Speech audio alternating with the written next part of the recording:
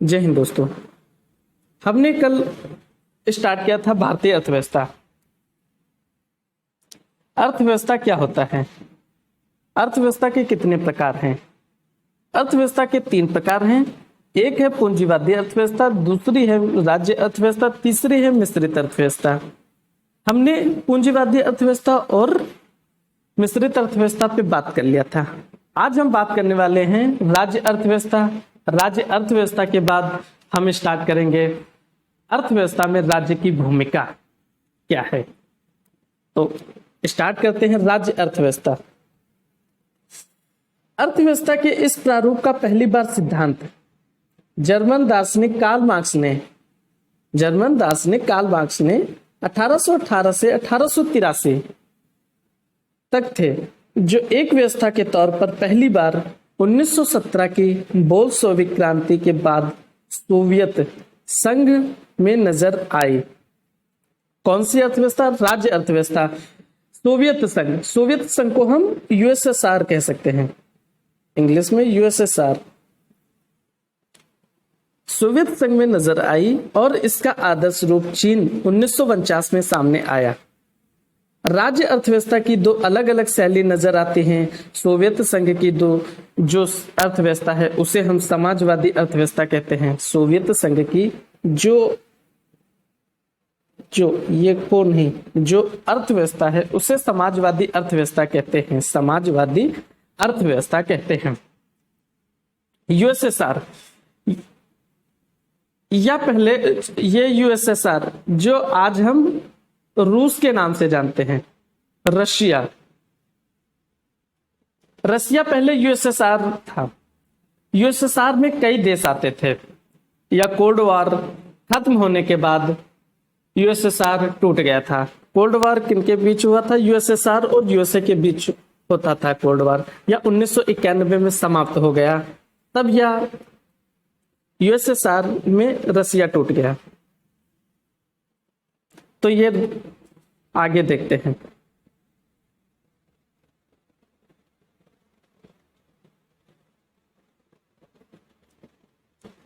जबकि 1985 से पहले चीन की अर्थव्यवस्था को साम्यवादी अर्थव्यवस्था कहते थे। 1985 से पहले चीन की जो अर्थव्यवस्था थी उसे हम साम्यवादी अर्थव्यवस्था कहते थे। 1985 से पहले क्वेश्चन पूछ लिया जाएगा कि 1985 से पहले चीन की अर्थव्यवस्था कैसी थी? पूंजीवादी अर्थव्यवस्था, राज्य अर्थव्यवस्था, मिश्रित अर्थव्यवस्था, समाजवादी या साम्यवादी? तो ये साम्यवादी अर्थव्यवस्था थी 1985 से पहले चीन की अर्थव्यवस्था। समाजवादी अर्थव्यवस्था में उत्पादन के साधनों पर सामूहिक नियंत्रण की बात शामिल थी। किसकी बात शामिल थी? उत्पादनों के साधनों पर सामूहिक नियंत्रण की बात शामिल थी। अर्थव्यवस्था को चलाने में सरकार की बड़ी भूमिका थी। वही साम्यवादी अर्थव्यवस्था में सभी संपत्तियों पर सरकार का नियंत्रण था। जो अर्थव्यवस्था को चलाने में सरकार की बड़ी भूमिका थी, जो अर्थव्यवस्था चला रहे थे उसमें तो सरकार की बड़ी भूमिका होती है। वही साम्यवादी अर्थव्यवस्था में सभी संपत्तियों पर सरकार का नियंत्रण होता था। जो साम्यवादी अर्थव्यवस्था थी उनकी जो सभी संपत्ति थी तो उस पर सरकार का नियंत्रण होता था। चलिए आगे देखते हैं। समाजवादी और साम्यवादी अर्थव्यवस्था पूंजीवादी अर्थव्यवस्था के शोषण के नाम पर आलोचना करती है। समाजवादी जो अर्थव्यवस्था है, समाजवादी और साम्यवादी अर्थव्यवस्था है, वह पूंजीवादी अर्थव्यवस्था के शोषण के नाम पर आलोचना करती है।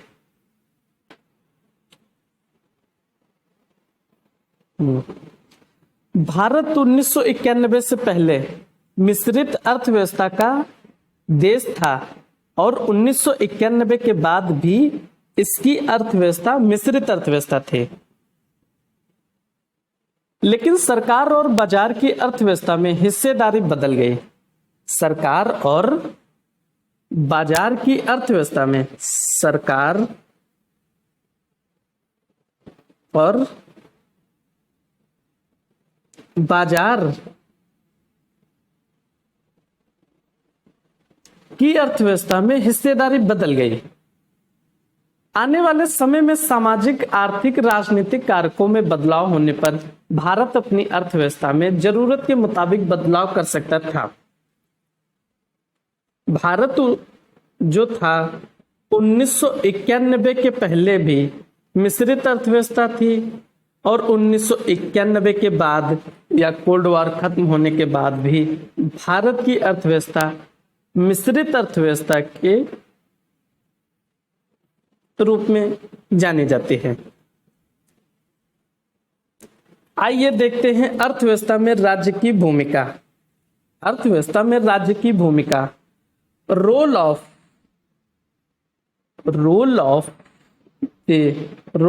The state, role of the state in an economy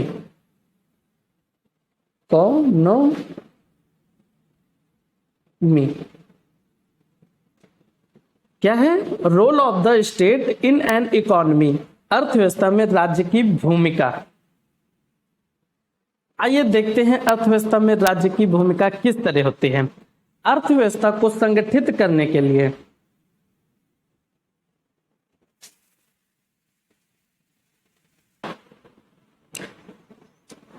अर्थव्यवस्था को संगठित करने का विवाद वास्तव में इस बात के चारों ओर घूमता रहा कि अर्थव्यवस्था में राज्य सरकार की क्या भूमिका होनी चाहिए। अर्थव्यवस्था में राज्य सरकार की भूमिका 3 तरह की होती है। एक हो गया अर्थव्यवस्था के नियामक, दूसरा हो गया निजी वस्तुएं एवं सेवाएं और तीसरा हो गया लोक वस्तुएं और सामाजिक वस्तुएं। कौन कौन सी? अर्थव्यवस्था के नियामक, और दूसरा हो गया निजी वस्तुएं एवं सेवाएं, तीसरे हो गए लोक वस्तुएं और सामाजिक वस्तुएं। चलिए पहला देखते हैं अर्थव्यवस्था के नियामक।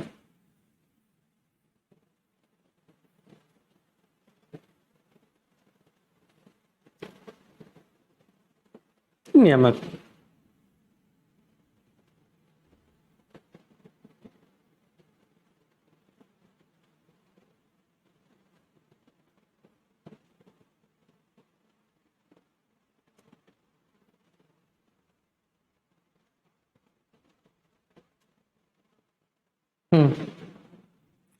अर्थव्यवस्था के नियामक। अर्थव्यवस्था के नियामक की भूमिका, जिसके अंतर्गत राज्य प्रमुख आर्थिक नीतियां बनाता है। अर्थव्यवस्था के नियामक की भूमिका, जिसके अंतर्गत राज्य प्रमुख आर्थिक नीतियां बनाता है और उनका कार्यान्वयन करता है। यह हो गया अर्थव्यवस्था के नियामक। आर्थिक नियामक की भूमिका पूंजीवादी, आर्थिक नियामक की भूमिका पूंजीवादी राज्य अर्थव्यवस्था, पूंजीवादी राज्य अर्थव्यवस्था और मिश्रित अर्थव्यवस्था तीनों में ही राज्य के पास रहा है। आर्थिक नियामक की भूमिका पूंजीवादी अर्थव्यवस्था, राज्य अर्थव्यवस्था और मिश्रित अर्थव्यवस्था तीनों में ही राज्य के पास रहा था। यह हो गई अर्थव्यवस्था के नियामक। दूसरा देखते हैं निजी वस्तुएं और सेवाएं। दूसरा क्या हो गई? निजी वस्तुएं और सेवाएं। निजी वस्तुएं सेवाओं के उत्पादकर्ता और आपूर्तिकर्ता, निजी वस्तुओं के और सेवाओं के उत्पादकर्ता और आपूर्तिकर्ता की भूमिका, जिसके अंतर्गत राज्य अपनी भूमिका का 2 रूपों में निर्वाह कर सकता है। कितने रूपों में? 2 रूपों में निर्वाह कर सकता है। प्रथम रूप हो गया जिसके अंतर्गत इन उत्पादों और नागरिकों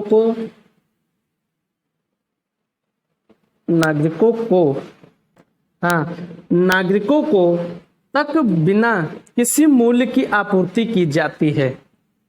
प्रथम रूप क्या हो गया? जिसके अंतर्गत इन उत्पादों को नागरिकों को तक बिना किसी मूल्य की आपूर्ति की जाती है, जैसा कि राज्य अर्थव्यवस्था है। राज्य अर्थव्यवस्था है, समाजवादी और साम्यवादी में होता था। दूसरे रूप में होता तो दूसरे राज्य इन उत्पादों को उपभोक्ता तक बाजार व्यवस्था के अनुसार व्यवस्था के अनुसार पहुंचाता है, जैसा कि मिश्रित अर्थव्यवस्था में वर्तमान दिखता है। सरकारी कंपनियां निजी कंपनियों की तरह या कार्य लाभ या फिर कुछ सब्सिडी देकर कर रही है।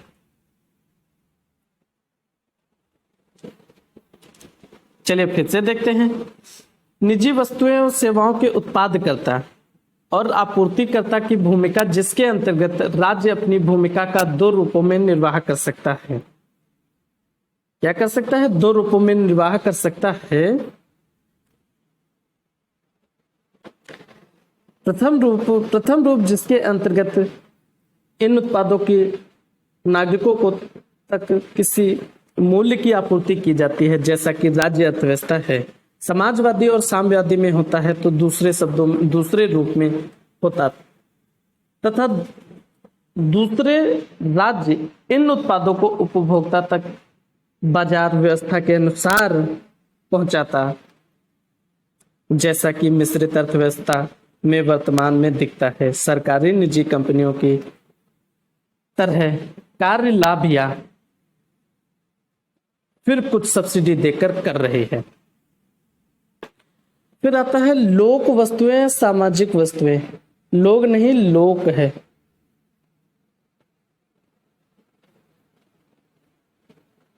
लोक वस्तुएं या सामाजिक वस्तुएं।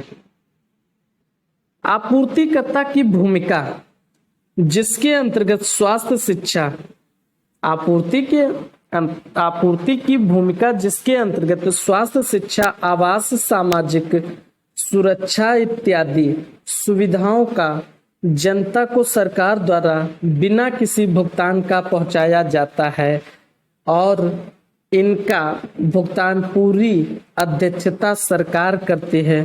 पूंजीवादी अर्थव्यवस्था में राज्य भूमिका निभाता है। पूंजीवादी अर्थव्यवस्था में यह भूमिका निभाता है। फिर से देखते हैं। ये भुगतान पूरी अध्यक्षता नहीं है, यह अर्थव्यवस्था है। अर्थव्यवस्था सॉरी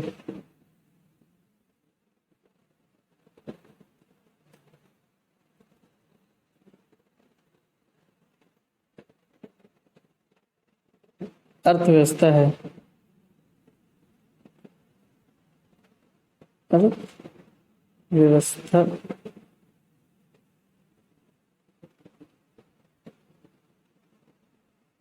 है। भुगतान पूरी अर्थव्यवस्था सरकार को करती है। पूंजीवादी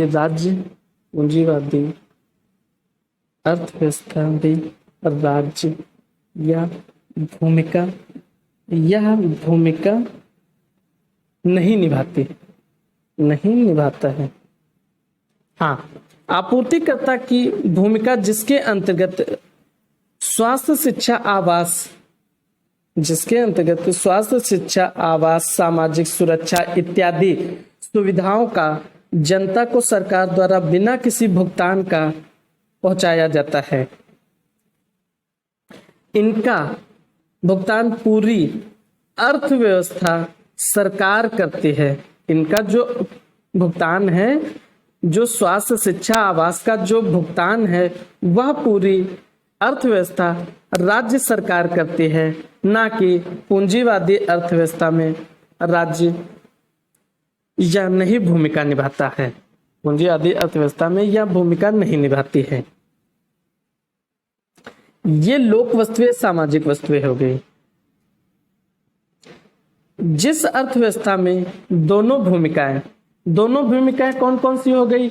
एक तो हो गई निजी वस्तुएं और सेवाएं, और तीसरी हो गई लोक वस्तुएं और सामाजिक वस्तुएं। यानी कि 2 और 3 सरकार के अधीन होती है, उन्हें सरकारी अर्थव्यवस्था कहते हैं। सरकारी अर्थव्यवस्था किसे कहते हैं? जिस अर्थव्यवस्था में दोनों भूमिकाएं यानी कि निजी वस्तुएं और लोक वस्तुएं सरकार के अधीन में होती हैं, उन्हें हम सरकारी अर्थव्यवस्थाएं कहते हैं।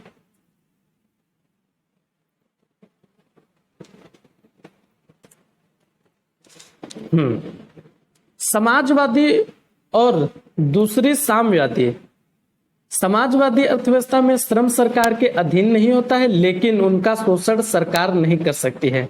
समाजवादी अर्थव्यवस्था में श्रम सरकार के अधीन नहीं होता है, लेकिन उनका शोषण नहीं कर सकती है।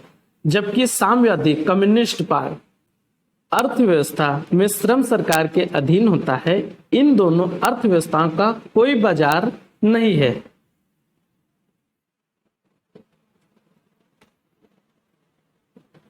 चलिए आगे देखते हैं।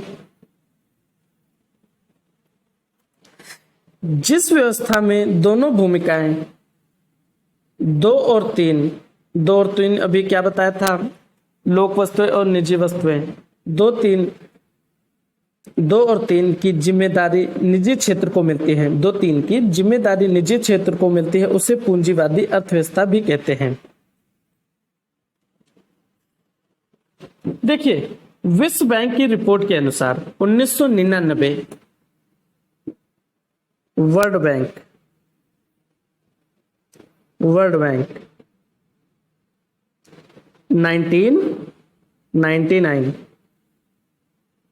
1993 की रिपोर्ट में एक तरह से अर्थव्यवस्था में सरकार की उपयुक्त भूमिका को दर्शाता है। इसके मुताबिक सामाजिक और राजनीतिक जरूरत के मुताबिक सरकार की भूमिका में भी बदलाव संभव था। राजनीतिक समस्याएं तीन चीजों के मिलने से बनती है। राजनीतिक समस्याएं हैं वो तीन चीजों के मिलने से बनती हैं। नंबर 1,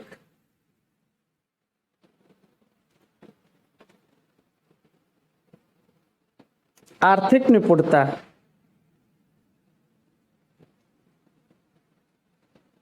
आर्थिक निपुणता।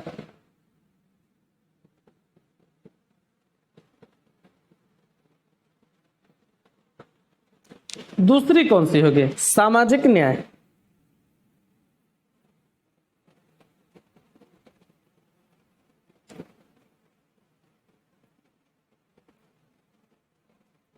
सामाजिक न्याय। तीसरी कौन सी होगी? व्यक्तिगत स्वतंत्रता।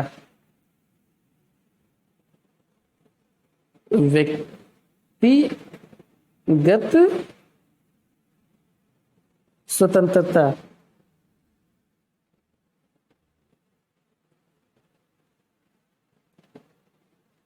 व्यक्तिगत स्वतंत्रता।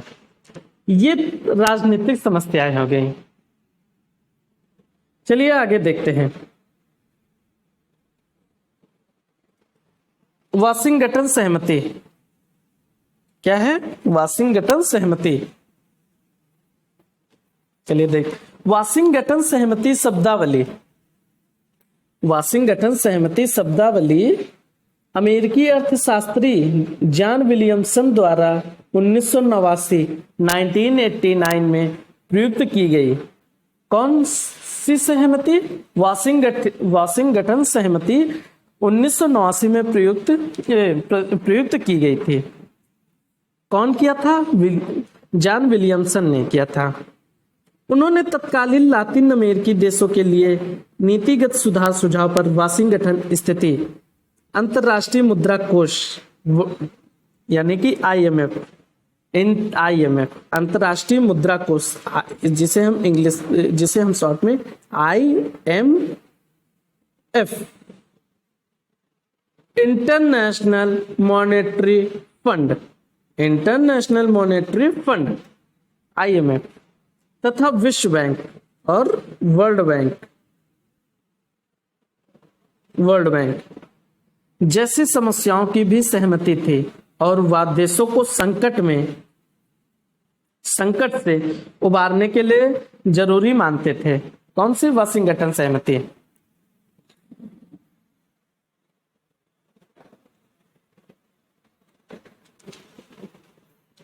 वाशिंगटन सहमति इन देशों को उबारने के लिए जरूरी मानती थी। इन नीतिगत सुधारों के निम्नलिखित 10 आयाम थे। कौन कौन से? वित्तीय अनुशासन। दूसरा हो गया सार्वजनिक खर्च की प्राथमिकताओं को ऐसे क्षेत्रों की ओर पुनर्निर्देशित करना जिसे उच्च प्राप्ति की संभावना हो। ये दूसरा हो गया। तीसरा क्या था? कर सुधार। चौथा ब्याज दर उदारीकरण। पांचवा प्रतिस्पर्धापूर्ण विनिमय दर। छठा व्यापार उदारीकरण।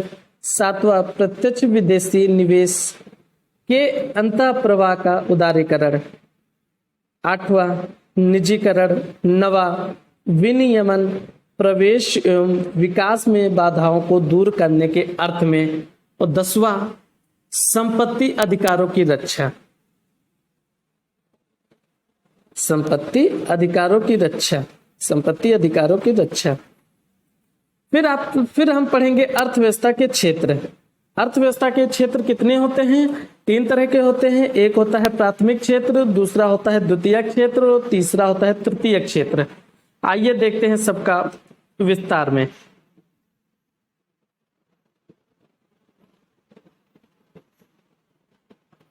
प्राथमिक क्षेत्र क्या होते हैं?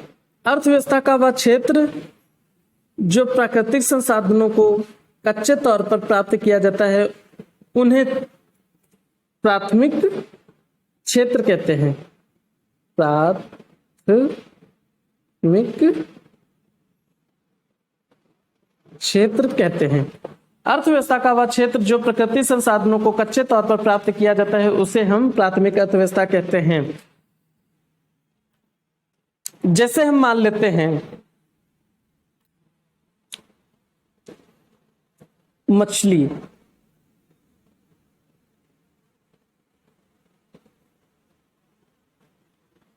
पालना, मछली पालन या पालना। दूसरा क्या हो गया? कृषि कार्य।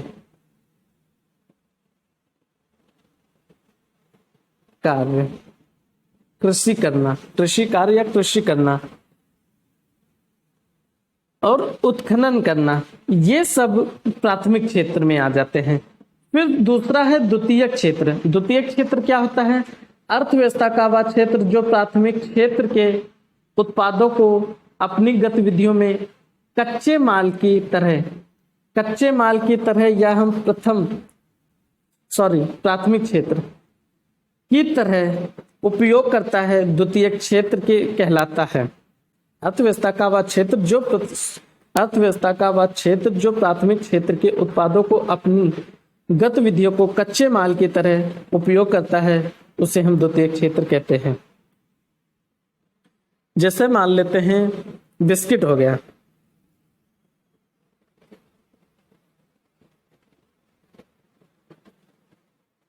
बिस्किट, लौह इस्पात,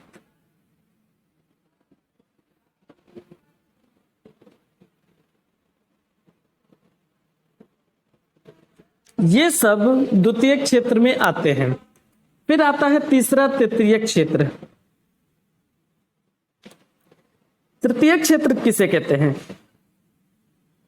अर्थव्यवस्था का वह क्षेत्र जो विभिन्न प्रकार की सेवाओं का कथन किया जाता है। विभिन्न प्रकार की सेवाएं का कथन किया जाता है। जैसे कौन सी सेवा होगी?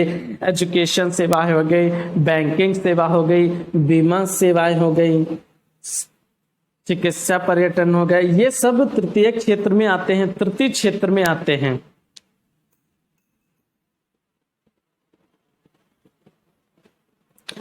तृतीय क्षेत्र में क्या होता है? अर्थव्यवस्था का वह क्षेत्र जो क्षेत्र में विभिन्न प्रकार की सेवाओं का कथन किया जाता है उसे हम तृतीय क्षेत्र कहते हैं। तृतीय क्षेत्र के अंतर्गत आने वाले सेवाएं कौन सी होती हैं? बैंकिंग सेवा होगी, बीमा, शिक्षा, चिकित्सा, पर्यटन इत्यादि, ये सब तृतीय क्षेत्र में आते हैं।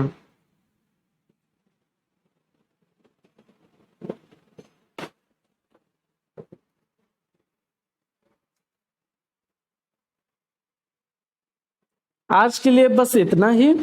कल हम पढ़ेंगे अर्थव्यवस्था के प्रकार, टाइप्स ऑफ इकोनॉमी। जिसे हम कृषि अर्थव्यवस्था कहते हैं, औद्योगिक अर्थव्यवस्था, सेवा अर्थव्यवस्था, ये सब हम पढ़ेंगे टाइप्स ऑफ इकोनॉमी कल। फिर उसके बाद राष्ट्रीय आय की अवधारणा, फिर हम पढ़ेंगे जीडीपी, एनडीपी, जीएनपी, एनएनपी, कल हम ये सब पढ़ेंगे। फिर उसके बाद कल ये चैप्टर पहला खत्म हो जाएगा।